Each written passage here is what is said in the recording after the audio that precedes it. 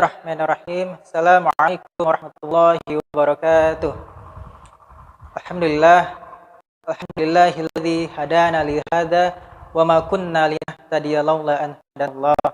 Asyhadu an la ilaha illallah wahdahu la syarikalah wa asyhadu anna Muhammadan abduhu wa rasuluhu la nabiyya ba'da. Amma ba'd.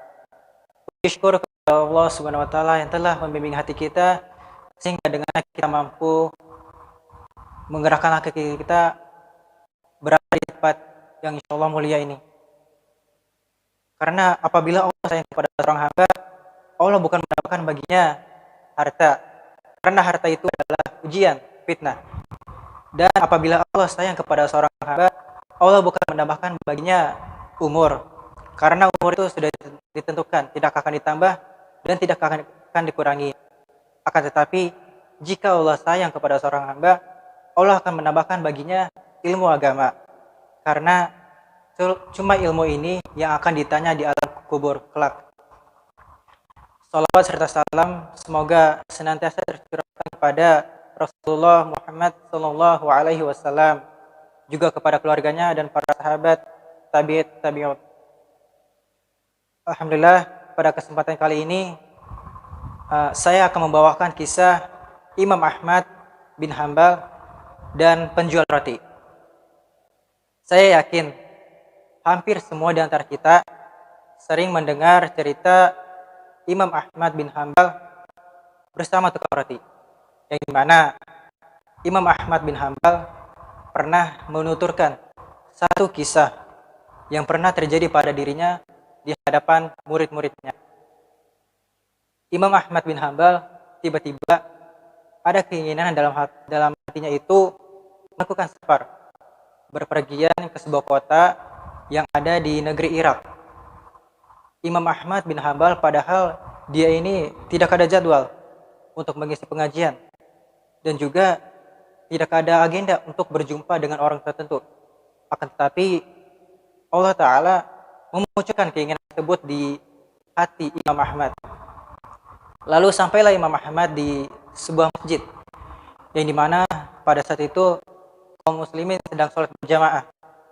Lalu Imam Ahmad sholat berjamaah bersama kaum muslimin.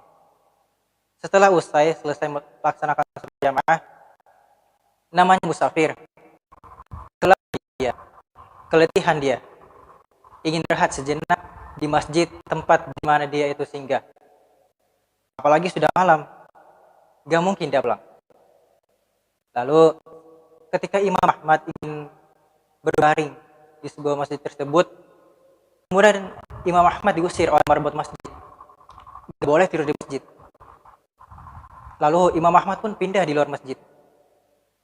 Ketika masjid dikunci, marbot masjid ini ketemu lagi sama Imam Ahmad. Mazat alias Syekh, antum mau ngapain di sini? Ana mau istirahat. Karena di dalam nggak boleh, saya mau di luar saja. Kata marbot masjid, di dalam nggak boleh, dan di luar pun juga nggak boleh. Ukhud, antum keluar dari sini. Akhirnya Imam Ahmad bingung. Dia ini mau mabit di mana? Dia seorang musafir. Seketika itu ada sebuah rumah kecil yang berdekatan dengan masjid tersebut. Ada seseorang yang memanggil nama beliau. Dia memanggil nama beliau dengan sebutan, "Ya Syekh Ta, antum kesini. Antum silakan saja istirahat di rumah saya. Silakan istirahat." Nah, kemudian Imam Ahmad nginaplah di rumah tersebut. Kemudian Imam Ahmad mulai memperhatikan ini. Mulai memperhatikan tingkah laku di luar kebiasaan tukang roti pada umumnya.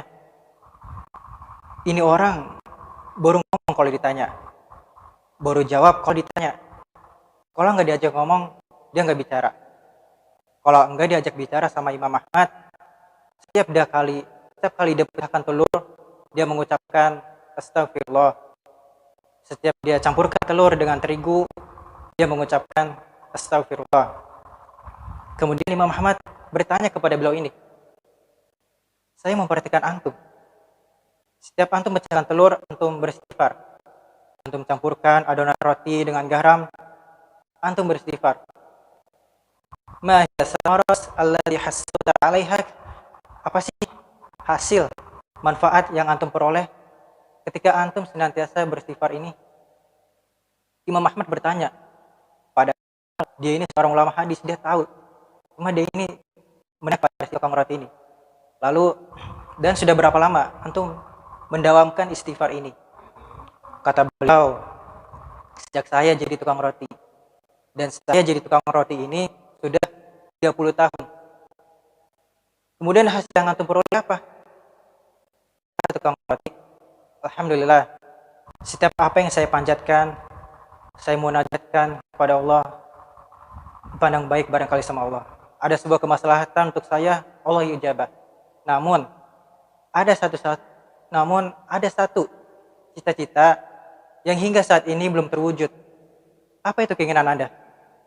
Kata beliau, saya ingin sekali berjumpa dengan Imam Ahmad. Kemudian Imam Ahmad ketika mendengar nama beliau disebut, kemudian Imam Ahmad langsung mengatakan, Allahu Akbar. Ternyata inilah cara Allah Ta'ala. Allah gerahkan hati saya untuk tiba di kota ini. Lalu Allah sampaikan saya di masjid yang berdekatan dengan rumah antum itu. Lalu saya diusir oleh marbot masjid. Lalu Allah antarkan saya ke rumah Anda. Ternyata hanya ingin mengijabah doa Anda. Hakadha ya akhwafillah samarah min samaratil iksa minal istighfar. Inilah satu di antara sekian banyaknya manfaat dari orang-orang yang senantiasa memperbanyak istighfar. Kalau secara akal itu nggak mungkin, karena Imam Ahmad gak kenal sama dia. Dia pun juga gak kenal sama Imam Ahmad dengan wajahnya, karena pada saat itu tidak ada kamera maupun gambar. Jadi seseorang hanya dikenal namanya saja yang harum, tidak dengan wajahnya. Seseorang tidak mengenal wajahnya. Akan tetapi jika Allah sudah bertindak, innama amruhu idza arada syai'an iyyaqula lahu kun fayakun. Alhamdulillah, demikianlah yang bisa saya sampaikan. Saya mohon maaf apabila kekurangan karena masih belajar. Syukran. Wassalamualaikum warahmatullahi wabarakatuh.